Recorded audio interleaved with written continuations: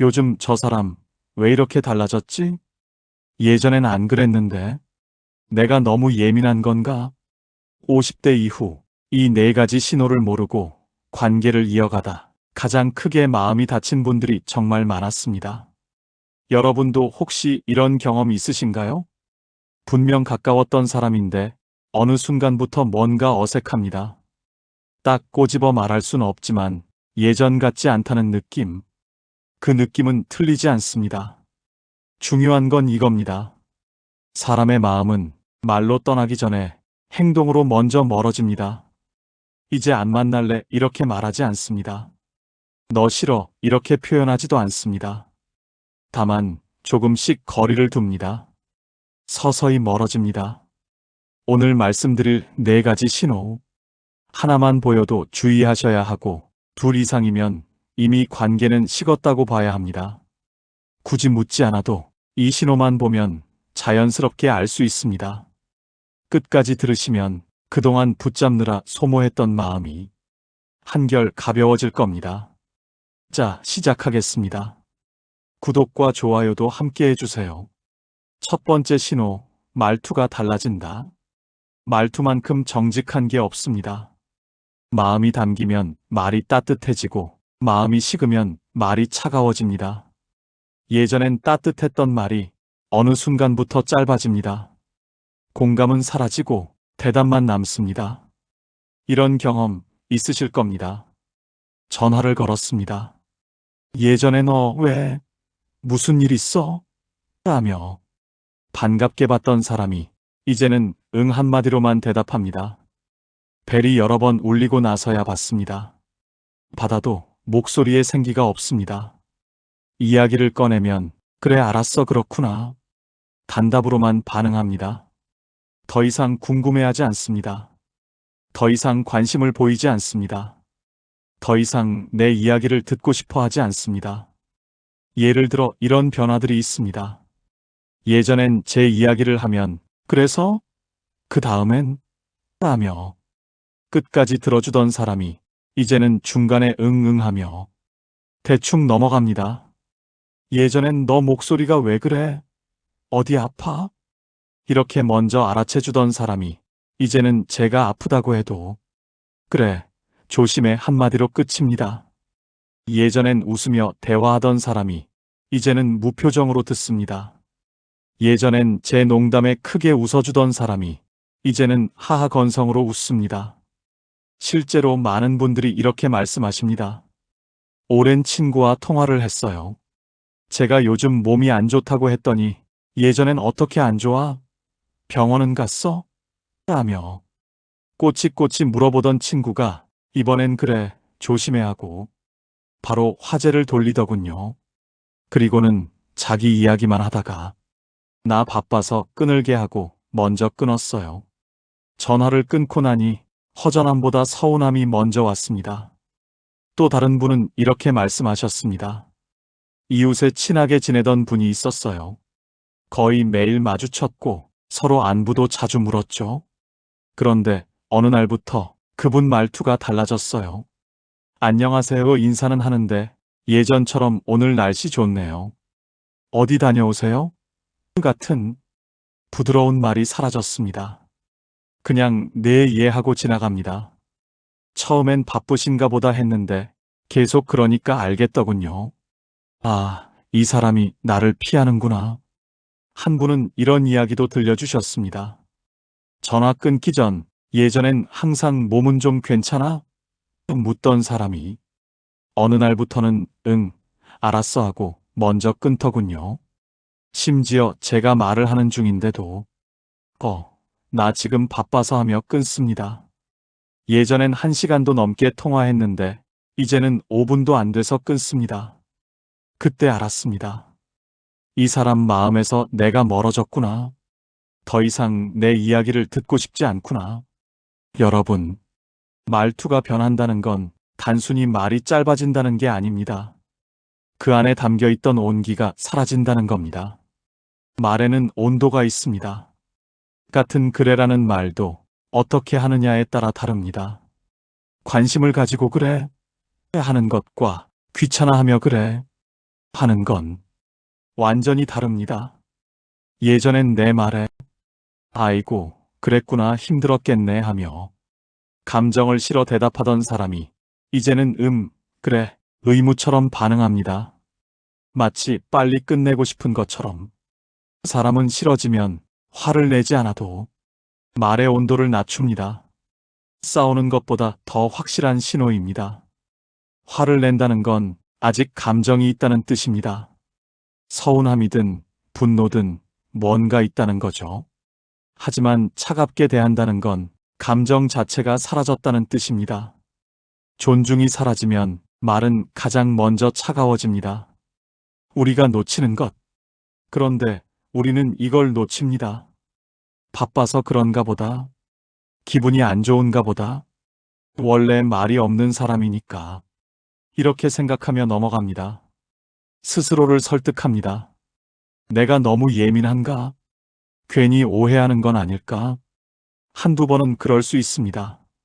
누구나 바쁜 날이 있고 기분이 안 좋은 날도 있으니까요. 하지만 그게 계속된다면 일주일, 한 달, 두 달. 그건 더 이상 핑계가 아닙니다. 마음이 식었다는 신호입니다.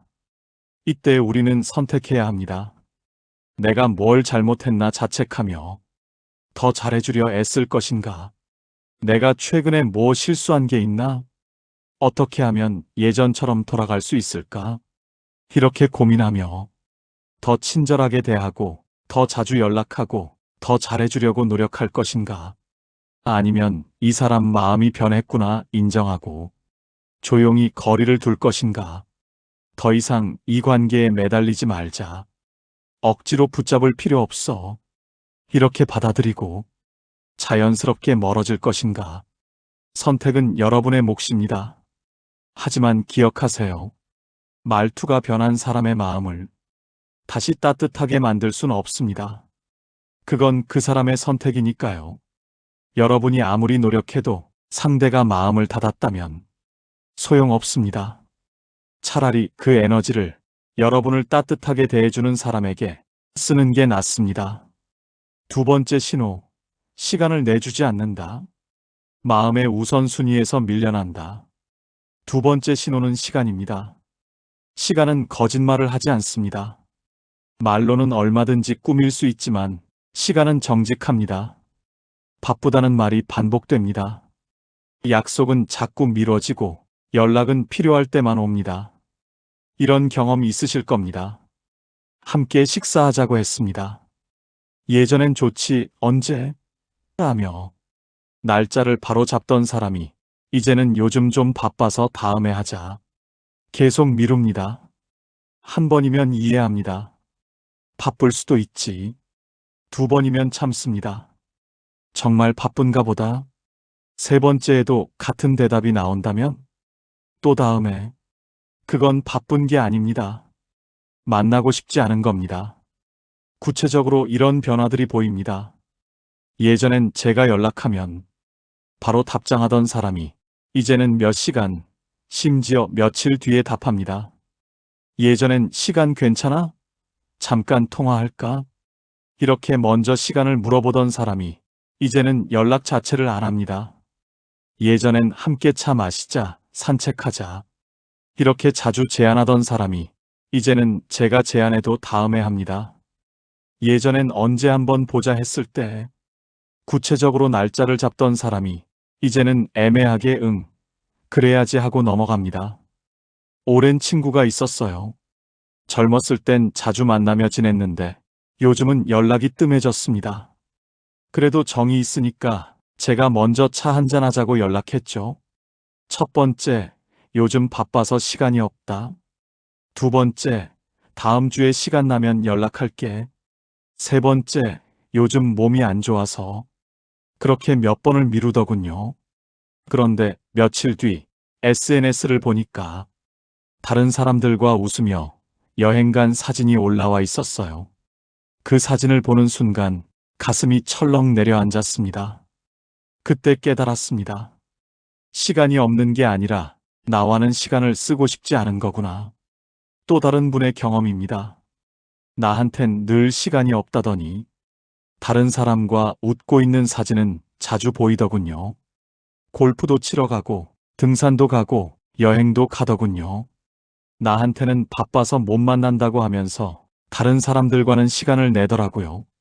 그게 제일 서러웠습니다. 거짓말하는 것 같아서. 차라리 만나기 싫다고 하면 덜 아플 텐데 바빠서라는 핑계를 대니까 더 초라해지더군요. 아, 나는 그 정도 가치도 없구나. 이런 생각이 들었어요. 여러분, 시간은 핑계가 아닙니다. 사람은 마음이 있는 곳에 반드시 시간을 씁니다. 아무리 바빠도 중요한 사람에게는 시간을 냅니다. 회사 일이 밀려도 집안일이 많아도 몸이 피곤해도 중요한 사람이라면 시간을 만듭니다. 아무리 피곤해도 보고 싶은 사람은 만납니다. 반대로 아무리 한가해도 만나고 싶지 않은 사람은 안 만납니다. 시간은 능력의 문제가 아니라 마음의 선택입니다. 관계에는 우선순위가 있습니다. 누구나 한정된 시간 안에서 중요한 사람부터 만납니다. 가족이 있고, 친한 친구가 있고, 친척이 있고, 지인이 있습니다. 우리는 무의식적으로 이 순서대로 시간을 배분합니다. 그 우선순위에서 여러분이 밀려났다는 건 이제 더 이상 중요하지 않다는 뜻입니다. 받아들이기 힘들지만 그게 현실입니다. 바쁘다는 말 뒤에는 이런 메시지가 숨어 있습니다. 나는 다른 사람들과 시간을 보내고 싶어. 하지만 당신과는 시간을 보내고 싶지 않아. 당신을 만나는 건 우선순위가 낮아. 다른 일들이 더 중요해.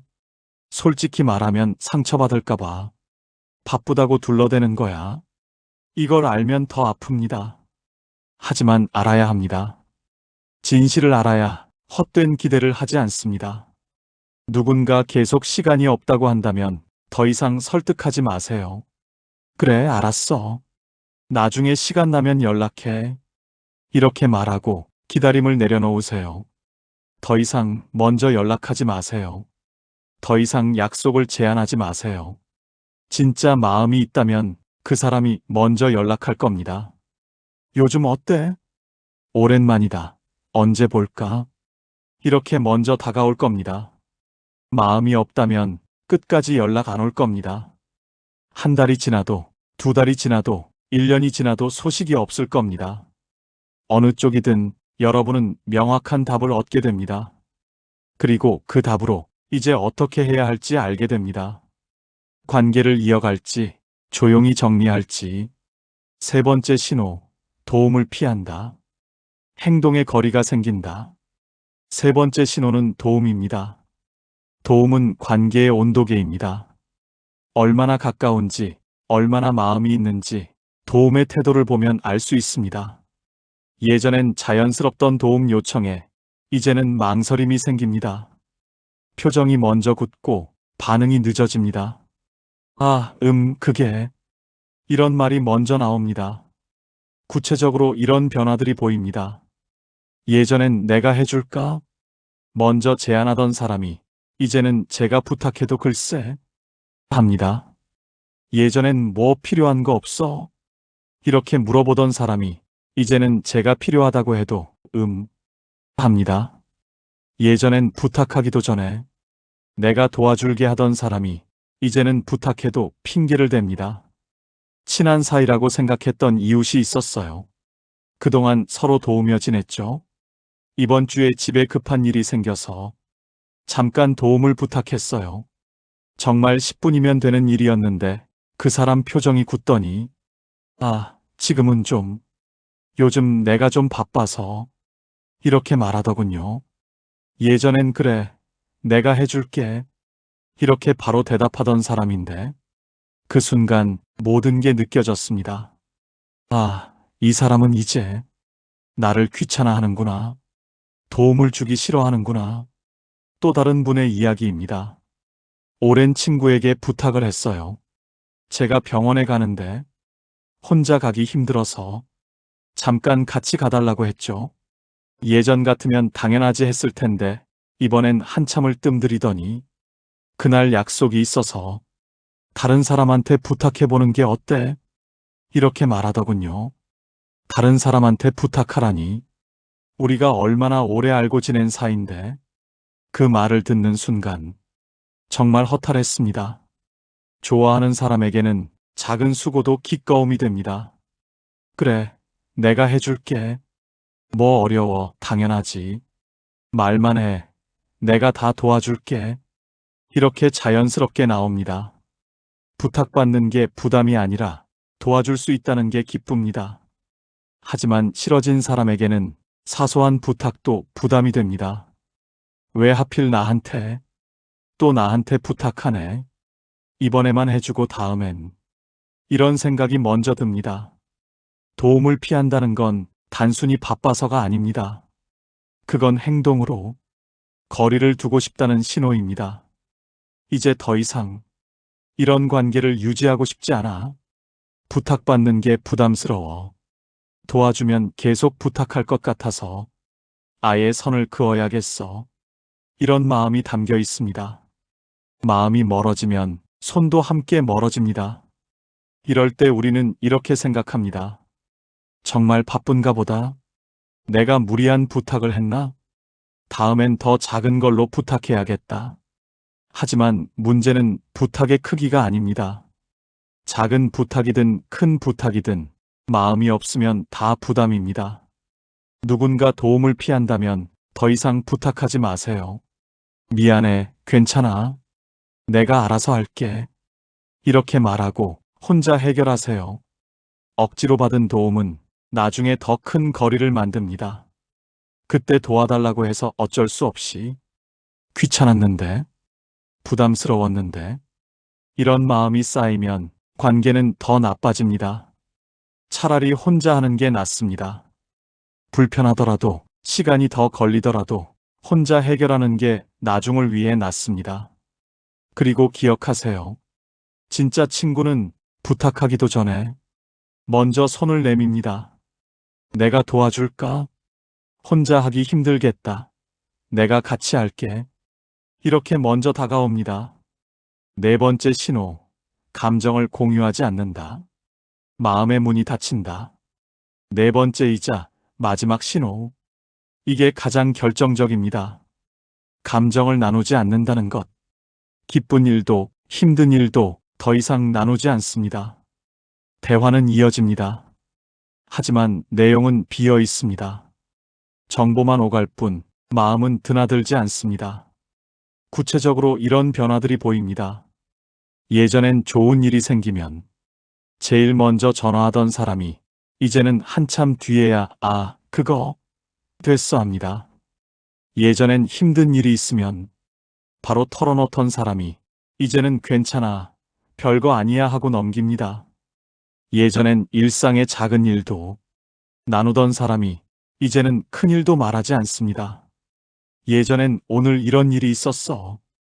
오늘 기분이 이랬어 하며 감정을 나누던 사람이 이제는 그냥 평범했어. 별일 없어 하고 대화를 차단합니다. 오랜 친구가 있었어요. 정말 가까운 사이였죠. 뭐든 나누며 지냈습니다.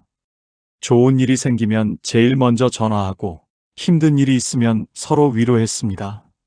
그런데 어느 순간부터 그 친구가 자기 이야기를 안 하더군요. 제가 요즘 어때? 물어보면 그냥 뭐 별일 없어 하고 넘어갑니다. 정말 아무 일도 없어? 다시 물으면 평범해 한마디로 끝입니다. 나중에 다른 사람 통해서 들었어요. 그 친구가 큰 수술을 받았다고.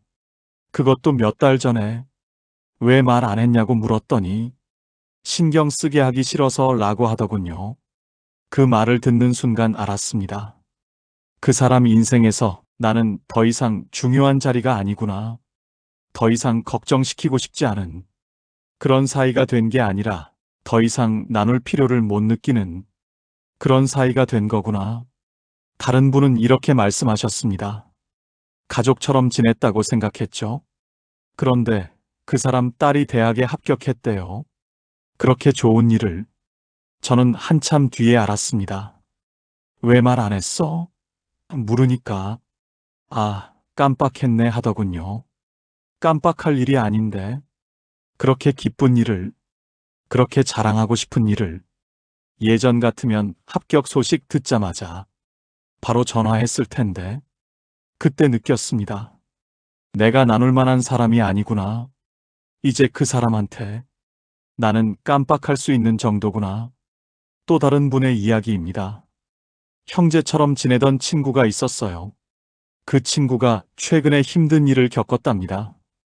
부모님이 편찮으셨대요. 저는 전혀 몰랐어요. 우연히 다른 사람 얘기를 듣고 알았죠. 바로 전화했어요. 왜 말 안 했어? 힘들었겠다. 그 친구가 이렇게 말하더군요. 말해봤자 뭐 달라지겠어? 그냥 내가 알아서 할 일이지. 그 말에 가슴이 덜컥 내려앉았어요. 말해봤자 뭐 달라지겠어? 이 말은 결국 너한테 말해도 의미가 없어. 너한테 위로받고 싶지 않아. 이런 뜻 아니겠습니까? 그날 정말 많이 울었습니다. 여러분, 관계의 본질은 무엇일까요? 함께 있는 시간, 나눈 대화의 양, 쌓아온 추억, 물론 그것들도 중요합니다. 하지만 관계의 가장 깊은 본질은 마음을 나누는 것입니다. 기쁨을 함께 기뻐하고 슬픔을 함께 슬퍼하는 것. 나 오늘 정말 좋은 일이 있었어. 나 오늘 정말 힘들었어. 이렇게 솔직하게 말할 수 있고 그걸 진심으로 들어주는 것. 그게 관계입니다.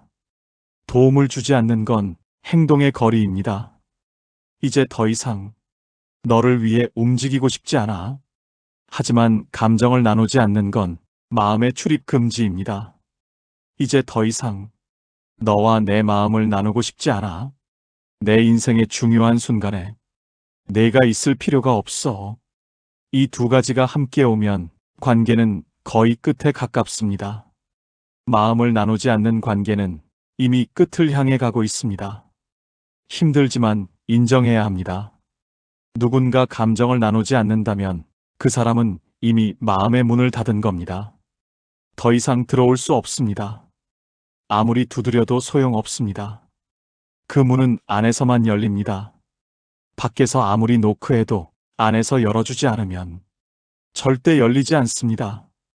이제는 그만 두드리셔야 합니다. 그렇다면 우리는 어떻게 해야 할까? 가장 많이 하는 실수, 4가지 신호를 보았을 때 우리는 흔히 이런 실수를 합니다. 이유를 캐묻습니다. 내가 뭘 잘못했어? 왜 이러는 거야? 무슨 일 있어? 마음을 돌리려 애씁니다. 예전처럼 지내보자. 오해가 있나 봐. 우리 사이에 뭐가 문제야? 나를 더 증명하려 듭니다. 내가 얼마나 소중한 사람인데, 그동안 내가 얼마나 잘해줬는데, 우리 얼마나 오래 알고 지낸 사이인데, 왜 소용없을까? 하지만 말씀드립니다. 싫어진 마음은 설득으로 바뀌지 않습니다. 아무리 이유를 물어도 상대는 명확한 답을 안 줍니다. 그런 거 아니야. 오해야. 내가 요즘 좀 바빠서 그래. 내가 잘못한 건 없어. 이런 말만 돌아옵니다. 진짜 이유를 말하지 않습니다. 왜냐하면 말해봤자 상처만 주고받을 뿐이니까요. 아무리 잘해줘도 식은 마음은 돌아오지 않습니다. 더 자주 연락해도, 더 친절하게 대해도, 더 많이 도와줘도 이미 마음이 떠난 사람은 돌아오지 않습니다. 오히려 여러분만 더 초라해질 뿐입니다. 왜 이렇게까지 매달리지? 부담스러워. 좀 그만했으면. 상대는 이렇게 생각할 겁니다. 여기서 중요한 걸 기억하셔야 합니다. 상대의 마음이 식은 건 여러분의 가치가 줄어서가 아닙니다. 여러분이 매력이 없어서도, 여러분이 부족해서도, 여러분이 잘못해서도 아닙니다. 그 사람이 더 이상 그 마음을 유지하지 못한 것뿐입니다. 사람의 마음은 변합니다. 그게 인간입니다. 어제 좋았던 게 오늘 싫을 수 있고, 오늘 소중했던 게 내일 평범해질 수 있습니다. 그건 여러분 잘못이 아닙니다. 모든 관계에는 수명이 있습니다. 어떤 관계는 평생 가고, 어떤 관계는 몇 년 가고, 어떤 관계는 몇 달만 갑니다. 그게 자연스러운 겁니다. 억지로 늘릴 수도 없고 억지로 붙잡을 수도 없습니다. 문제는 변한 마음을 붙잡으려 애쓰는 겁니다. 떠나는 마음을 붙잡는 순간 가장 먼저 잃는 건 내 존엄입니다. 제발 떠나지 마. 내가 뭘 잘못했는지 말해줘. 고쳐볼게. 기회를 한 번만 더 줘. 이렇게 매달리는 순간 여러분의 자존감이 무너집니다. 이제는 놓으셔야 합니다. 억지로 붙잡아도 진심은 돌아오지 않습니다. 관계를 놓는다는 건 포기가 아닙니다. 나를 지키는 선택입니다. 내 소중한 시간과 에너지를 날 원하지 않는 사람에게 쓰지 않겠다는 현명한 결정입니다. 내 마음의 평화를 날 소중히 여기지 않는 사람 때문에 잃지 않겠다는 용기 있는 선택입니다. 그럼 어떻게 놓을까요? 먼저 인정하세요. 이 사람은 변했다. 이제 우리 관계는 예전 같지 않다. 다음, 기대를 내려놓으세요. 예전처럼 될 거야 기대하지 마세요. 언젠간 연락하겠지 기다리지 마세요. 마지막으로 거리를 두세요. 더 이상 먼저 연락하지 마세요. 더 이상 만남을 제한하지 마세요. 자연스럽게 멀어지게 두세요. 50대 이후엔 관계의 기준이 달라져야 합니다. 젊었을 땐 이랬습니다. 아는 사람이 많을수록 좋다고 생각했죠. 인맥이 넓을수록, 친구가 많을수록, 연락처가 많을수록 좋다고 여겼습니다. 하지만 이제는 압니다. 사람을 많이 아는 게 중요한 게 아니라는 걸, 편안한 사람을 곁에 두는 게 더 중요하다는 걸. 편안한 관계는 이런 겁니다. 설명하지 않아도 되는 관계. 왜 그랬어? 묻지 않아도 이해해주는 사람. 눈치 보지 않아도 되는 관계. 이거 부탁해도 될까? 고민하지 않아도 그래 해주는 사람. 말이 없어도 편안한 관계. 계속 대화하지 않아도 어색하지 않은 사람. 있어도 편하고 없어도 편한 관계. 함께 있을 때 행복하지만 떨어져 있어도 불안하지 않은 사람. 관계의 재정리. 이제는 이런 사람들만 곁에 두세요. 이 나이에는 애써야 하는 관계보다 숨 쉬어지는 관계가 필요합니다. 억지로 맞춰야 하는 사람, 만날 때마다 피곤한 사람, 헤어지고 나면 후회되는 사람. 이제는 정리할 때입니다. 정리의 기준. 이렇게 자문해 보세요. 이 사람과 있으면 편한가? 이 사람과 있으면 내가 나답게 있을 수 있나? 이 사람은 나를 있는 그대로 받아들여주나? 아니요라는 답이 나온다면 이제 거리를 둘 때입니다. 그 자리에 진짜 나를 아껴주는 사람, 편안하게 대해주는 사람, 함께 있으면 마음이 따뜻해지는 사람. 그런 사람을 채워 넣으세요. 적어도 괜찮습니다. 혼자라도 괜찮습니다. 가짜 관계 속에서 외로운 것보다 진짜 혼자가 더 낫습니다. 수십 명의 지인이 있어도 편하지 않다면 의미 없습니다. 단 한 명이라도 진심으로 나를 이해해주는 사람이 있다면 그걸로 충분합니다. 관계는 많을수록 좋은 게 아닙니다. 편할수록 좋은 겁니다. 깊을수록 좋은 겁니다. 진실할수록 좋은 겁니다. 이제는 마음 편한 사람하고만 지내세요. 그게 이 나이의 특권입니다. 그게 이 나이의 지혜입니다. 여러분, 오늘 4가지 신호를 말씀드렸습니다. 말투가 차가워지고 시간을 내주지 않고 도움을 피하고 감정을 나누지 않는다면 이미 답은 나와 있습니다. 상대가 나를 싫어하는지 굳이 물어볼 필요 없습니다. 행동이 이미 말하고 있으니까요. 중요한 건 이 신호를 빨리 알아차리는 겁니다. 그래야 헛된 기대를 하지 않습니다. 그래야 불필요한 상처를 받지 않습니다. 그래야 시간을 낭비하지 않습니다. 변한 마음을 붙잡으려 몇 달, 몇 년을 소모하는 대신 그 시간에 나를 진심으로 대해주는 사람과 의미 있는 시간을 보낼 수 있습니다. 싫어하는 사람을 알아보는 건 아픕니다. 인정하고 싶지 않고 받아들이기 힘듭니다. 정말 나를 싫어할까? 내가 오해하는 건 아닐까? 이렇게 자꾸 의심하게 됩니다. 하지만 신호는 명확합니다. 오해가 아닙니다. 그 아픔을 견디고 나를 소중히 여길 곳을 찾는 건 지혜입니다. 이제는 나를 귀하게 여기는 사람에게 내 마음을 쓰세요. 그것이 50대 이후 관계에서 가장 현명한 선택입니다. 관계는 많이 가진 사람이 이기는 게 아닙니다. 진심을 나눌 수 있는 사람, 단 한 명이라도 곁에 둔 사람이 진짜 부자입니다. 100명의 지인보다 한 명의 진짜 친구가 낫습니다. 오늘부터 여러분의 관계를 조금씩 정리해 보세요. 붙잡을 사람과 놓아야 할 사람을. 그 용기가 여러분의 남은 인생을 훨씬 가볍고 따뜻하게 만들어줄 겁니다. 떠나는 사람을 붙잡지 마세요. 남는 사람을 소중히 하세요. 그게 이 나이의 지혜입니다. 그게 편안한 노년의 시작입니다. 오늘 이야기가 여러분께 작은 위로가 되었길 바랍니다. 혹시 비슷한 경험이 있으시다면 댓글로 나눠주세요. 이 신호를 보고 관계를 정리했다. 덕분에 마음이 편해졌다. 나도 이런 경험이 있었다. 지금 이런 상황인데 어떻게 해야 할까? 여러분의 이야기가 또 다른 누군가에게는 큰 힘이 될 수 있습니다. 혼자 겪는 아픔이 아니라 함께 나누는 경험이 될 수 있습니다. 주변에 이 이야기가 필요한 분이 계시다면 공유해 주세요. 함께 듣고 함께 마음을 나누면 좋겠습니다. 구독과 좋아요도 꾹 눌러주시면 감사하겠습니다. 여러분의 작은 응원이 더 좋은 이야기를 만드는 힘이 됩니다. 다음 이야기에서 또 뵙겠습니다. 편안한 하루 보내세요. 별책룸이었습니다.